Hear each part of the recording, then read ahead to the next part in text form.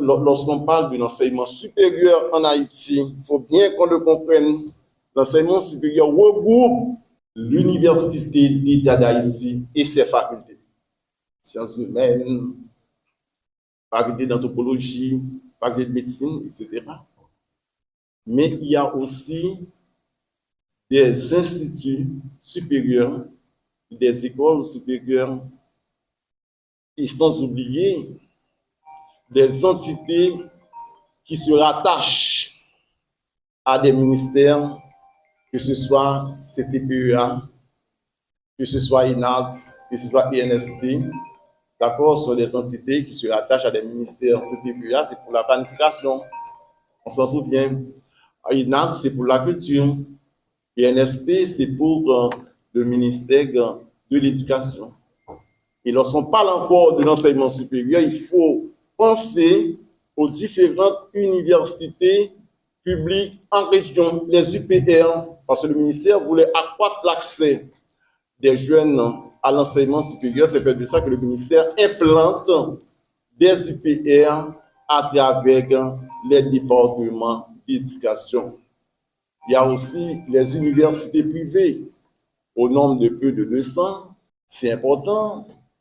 Le secteur privé est appelé en quelque sorte à la ressource de l'État en matière d'offres d'université. Et deuxième élément sur lequel je voulais attirer votre attention en termes de radiographie, c'est la question de gouvernance. Et ça devient par la suite un élément de transversalité de récurrence. Tout le monde soutient que l'enseignement supérieur en Haïti est confronté à des problèmes de pilotage, à des problèmes d'administration, à des problèmes et de gestion.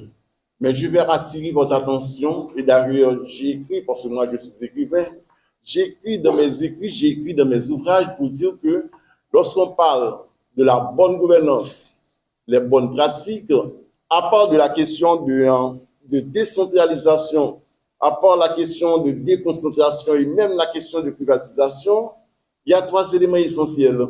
C'est bien la question du cadre légal. Parce que le secteur est réglementé par des normes, par des textes de loi, des décrets.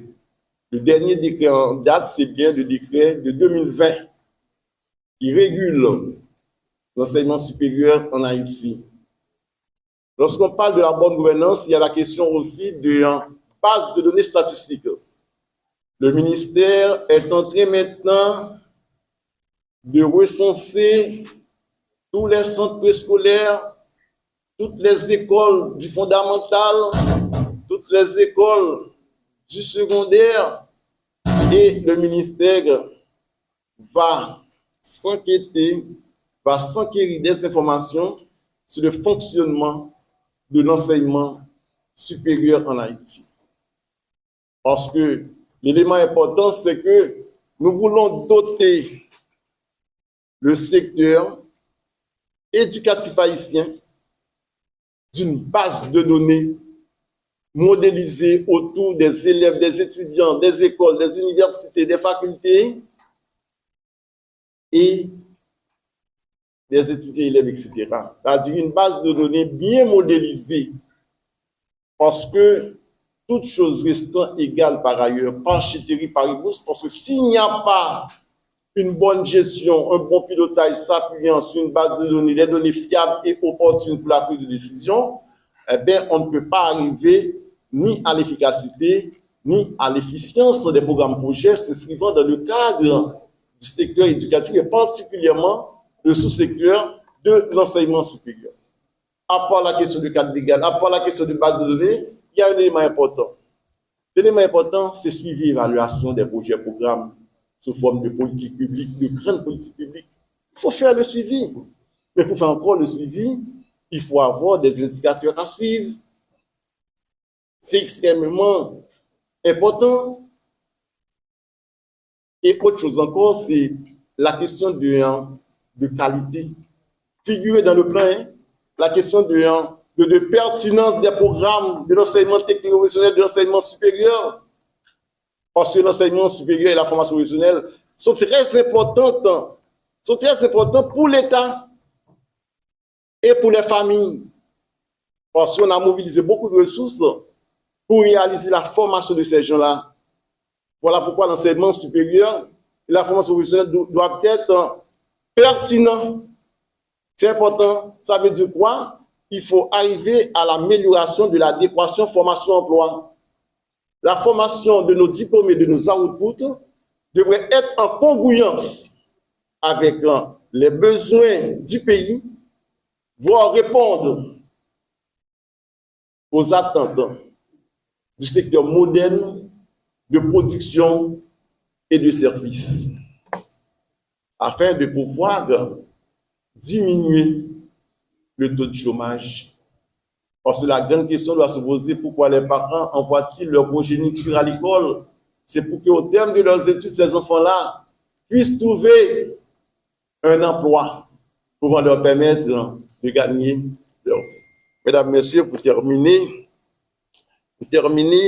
c'est que nous travaillons au niveau du ministère afin de voir dans quelle mesure on peut avoir un sous-secteur de l'enseignement supérieur qui soit vraiment valable, qui soit vraiment, et je dis encore, efficace, pour parler d'une meilleure efficacité externe du secteur. Les gens qu'on déverse. Et en fin de compte, moi personnellement, j'aurais aimé ajouter cette chose-là, c'est que il faut voir dans quelle mesure on peut avoir des campus universitaires regroupant des facultés de lettres, facultés de sciences molles, on dit ça, sciences molles, facultés de lettres, mais aussi des facultés de sciences dures, de sciences exactes. Je veux parler, à part de philosophie, à part de choses, pour les sciences molles, c'est ça, à part de la philosophie, les lettres, machin, etc. Mais il y a des facultés de sciences exactes, les mathématiques, la physique, la chimie, la biologie, etc., etc. Et surtout, nous vivons maintenant dans un champ numérique, à l'ère de la révolution cybernétique et aussi à l'ère de l'intelligence artificielle. La première phase, c'était la phase de sensibilisation et de recherche d'adhésion des parties prenantes du secteur éducatif haïtien. La deuxième phase, c'est la phase de la revue thématique, ce que nous commençons aujourd'hui en faisant la revue thématique du sous-secteur de l'enseignement supérieur et de la recherche scientifique. Ensuite, on va faire dans la troisième phase la revue infranationale, où nous allons dans les directions départementales d'éducation pour constater ce qui a été fait comme progrès dans le cadre de la mise en œuvre du plan décennal d'éducation et de formation au niveau départemental, les défis rencontrés dans les efforts de modernisation et de réforme, les stratégies qui ont été inventées au niveau sectoriel, au niveau thématique, au niveau décentralisé, pour pouvoir tirer des leçons et faire des propositions aux autorités de l'éducation et aux parties prenantes du secteur éducatif pour le reste de la mise en œuvre du plan décennal d'éducation et de formation. Ce processus, on dit revue sectorielle conjointe, c'est un processus qui implique tous les acteurs du secteur éducatif haïtien. Donc, tous les pays qui font des progrès au niveau de l'éducation font des revues sectorielles conjointes. En Haïti, nous avons fait une première expérience en 2013. Ensuite, le ministère a fait des bilans annuels et à partir de l'année 2024, nous avons redémarré avec le processus de revue sectorielle conjointe de l'éducation. Nous espérons que ce processus nous permettra de nous réunir par thème, comme on le fait aujourd'hui pour l'enseignement supérieur et la recherche scientifique.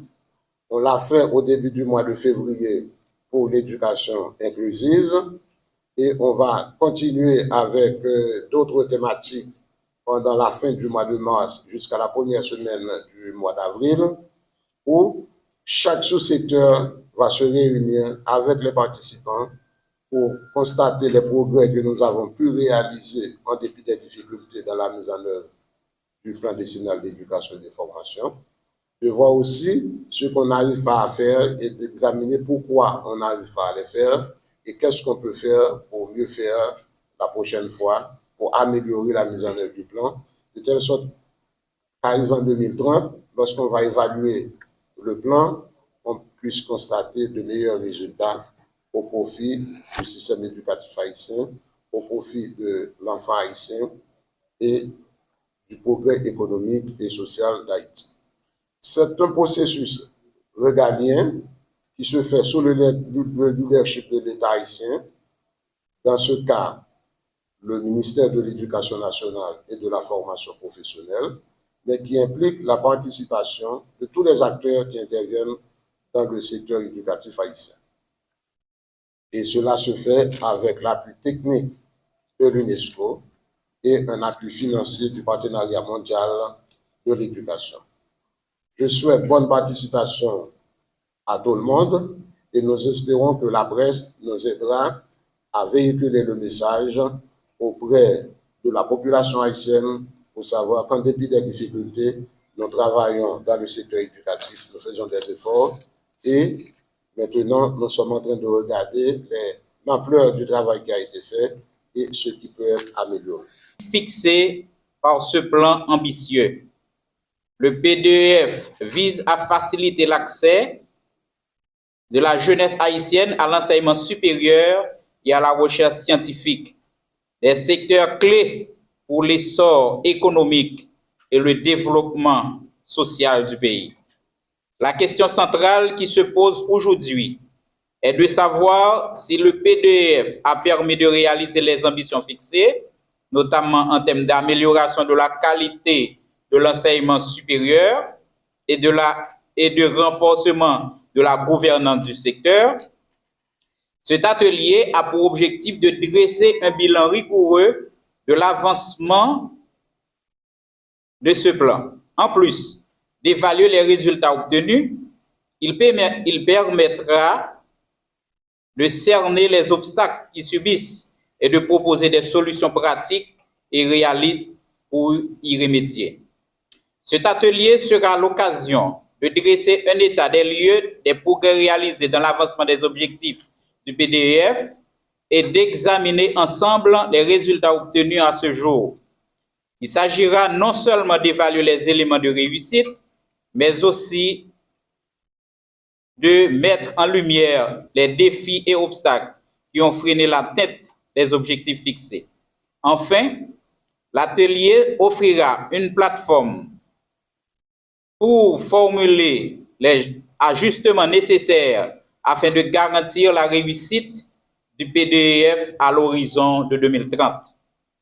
Grâce à des discussions constructives, les causes des éventuels retards dans la réalisation des objectifs seront identifiées durant ces 2 jours, ce qui permettra de proposer des solutions concrètes.